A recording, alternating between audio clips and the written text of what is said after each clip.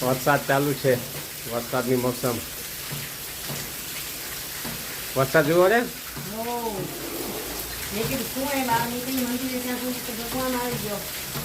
નમસ્કાર મિત્રો, કેમ છો બધા? મજામાં ને? વરસાદની સિઝન તમારી પાસે કેવી જામી છે કેજો. ચાલો મિત્રો, આપ સૌને જય લક્ષ્મીનારાયણ, જય સ્વામિનારાયણ, જય જીનેન્દ્ર, જય હાથી, જય જલારામ, જય દ્વારકાધીશ, જય માતાજી અને મહાદેવ ભર. મિત્રો આજ સર્વની સવારના હરિઓમ. મિત્રો સવારમાં જ વરસાદ પડી રહ્યો છે. ક્યાં ગયા સાહેબ? હાલો વરસાદ જોઈ નહીં પછી મંદિરે જવા થઈ બીજી બાજુ વોટ કરા હવારમાં. હા ઠંડક કરવા આવ્યો હવારમાં જ.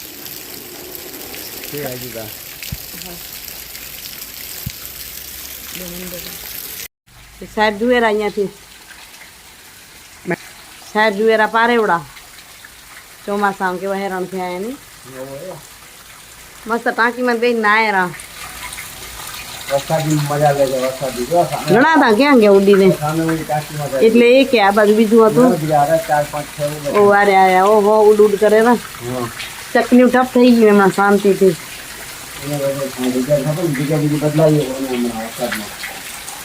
ભગવાન આયા રાખે. માછલી લોટ બાંધું.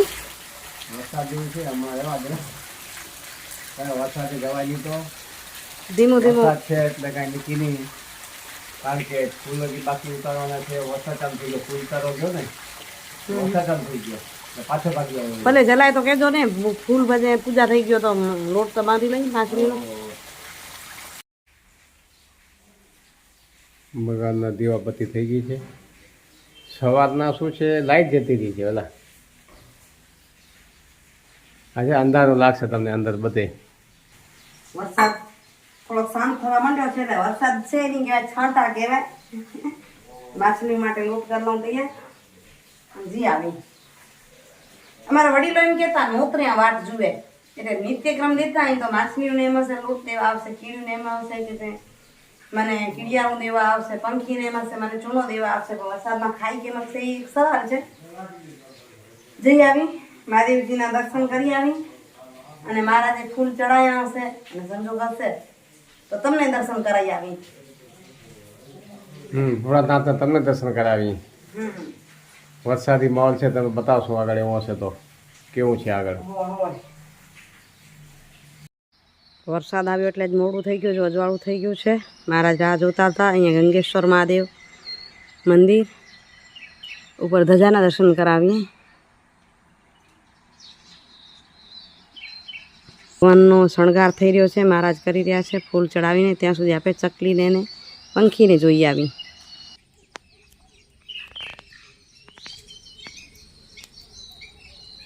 ચકલીના નોળિયાનું પરિવાર જુઓ, કેટલા લોકોએ નોળિયા જોયા છે. આખું પરિવાર છે આ નોળિયાનું અહીંયા. અને કેટલી ચકલી ઉડાઉડ કરતી. ચોખા નાખ્યા, ચણી લીધા છે.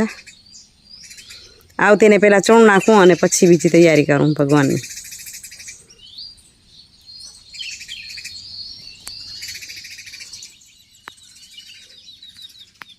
અને આ સુંદર કુદરતી વાતાવરણ, ફૂલ, વડ, બદામ. ફૂલ ઉતરી ક્યાં છે એટલે કયું ફૂલ કોનું છે એ ખબર નહીં પડે, પણ એક વાતાવરણ જ આહલાદક છે. મંદિરની પાછળના ભાગમાંથી આપણે આ સીન લઈ લીધું. આ ચકચક કરતી ચકલી જોવાની ખૂબ મજા આવે. આ ચકલીનો કલર આખો અલગ લાગશે. આ સુગરી છે ચકલી. સુગરીના માળા કેટલા જોયા છે ને તો બતાવીશ. આપણા ઘરે પણ છે અને અહીંયા નદીમાં પણ ઘણા છે.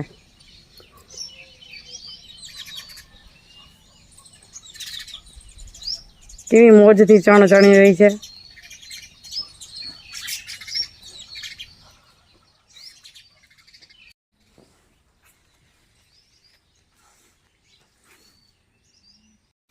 અહીં જો ઝાડના છાંયા કુદરતી વાતાવરણમાં બેસવા માટે બાંકડા પણ મૂક્યા છે. ભગવાનની પૂજા થાય છે. ચાલો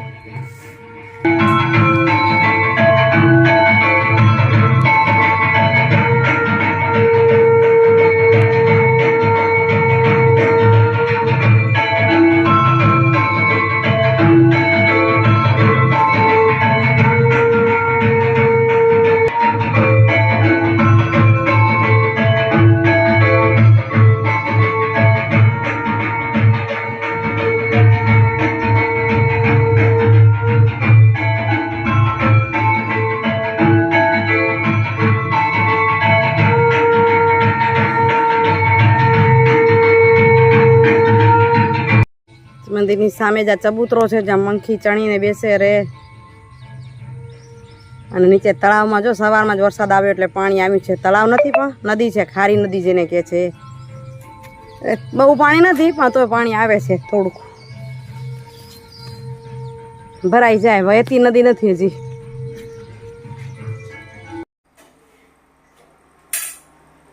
થઈ ગયું જમવાનું તૈયાર કે? થઈ ગયું, રોટલી બની ગઈ અને શાક પણ તૈયાર થઈ જવાનું. બરાબર, રોટલી થઈ ગઈ તૈયાર.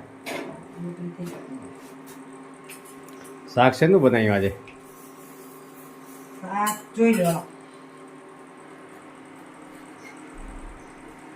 અચ્છા, વાહ. ડુંગળી ગાંઠિયા. ડુંગળી ગાંઠિયા.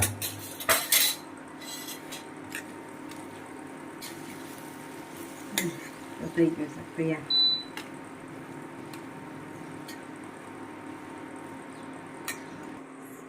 શાક થઈ ગયું તૈયાર.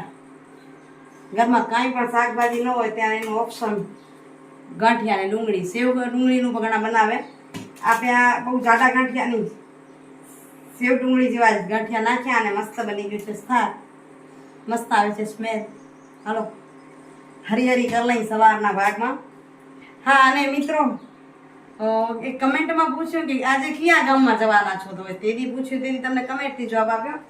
બાકી રોજ નવું ગામ હોય, ક્યારેક અંજાર તાલુકાનું તો ક્યારેક મુન્દ્રા તાલુકાનું. આજે મુન્દ્રા તાલુકાનું એક ગામ હશે.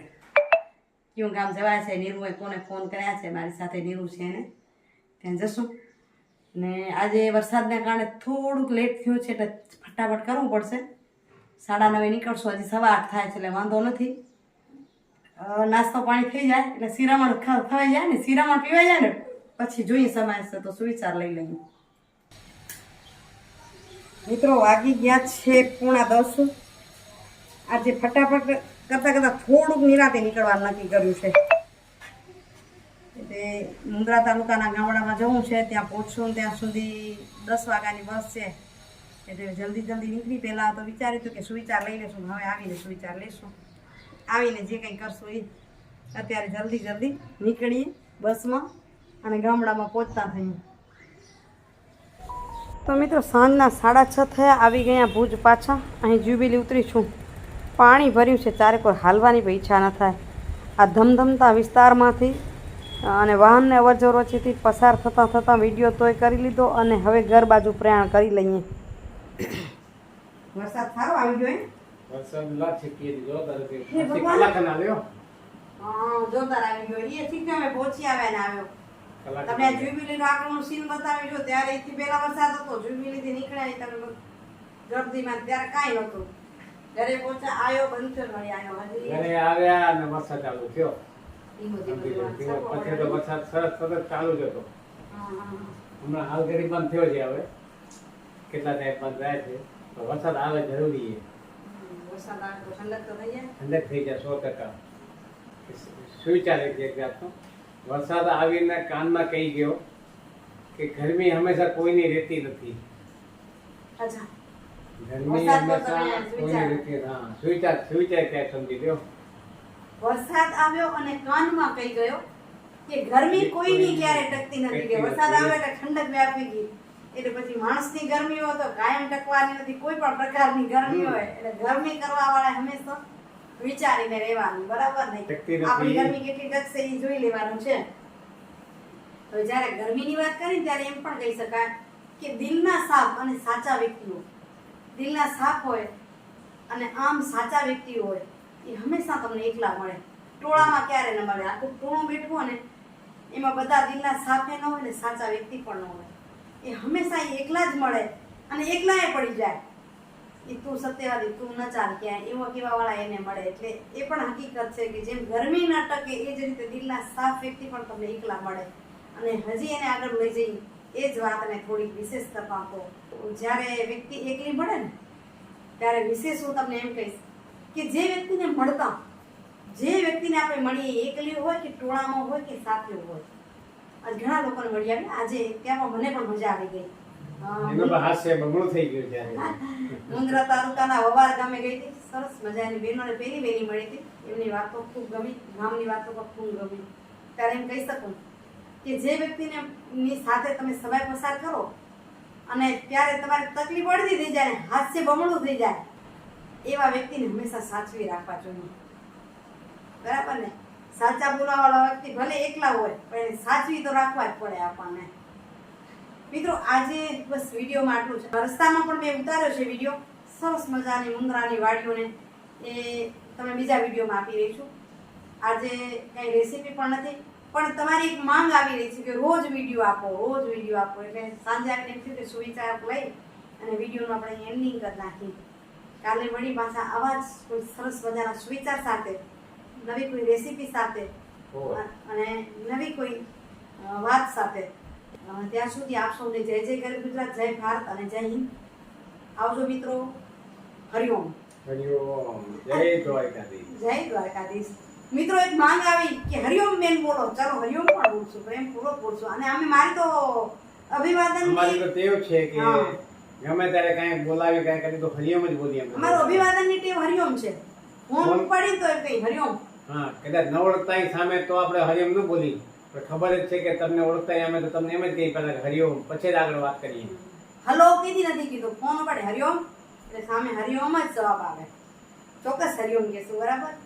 હરિ અને ઓમ સાથે આવજો મિત્રો. Bye bye.